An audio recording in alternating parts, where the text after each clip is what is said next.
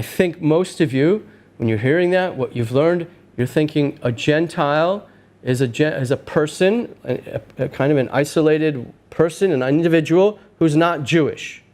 Right? Right. However, in the Bible, if you go back to the Tanakh and to the Old Testament, the Hebrew Bible, it's not exactly what the word means. The first time it's used is in Genesis chapter 12, or it may not be the first time, but the most famous time early on in the book of Genesis, where God appears to Abraham, speaks to him that he's going to make him a blessing to all the nations, and he says, Esecha legoy gadol.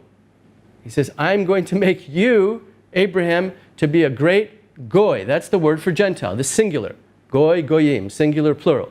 So actually the first Gentile, the first goy, or great goy, is Abraham. You go, well, wait a minute, I thought he was the first Jew. Yeah, it gets a little confusing, right? All the word meant, it just meant nation, right? Not just a family, not just a tribe, but some kind of great nation that God would make through Abraham. Of course, through Abraham, Isaac, and Jacob, that became the Jewish people.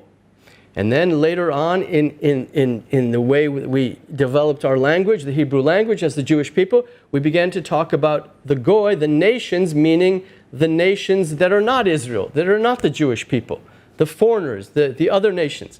And that's how it's used.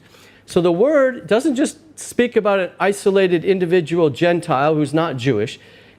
It speaks about the nations, about the peoples who are not Israel. And that is who Paul is addressing here.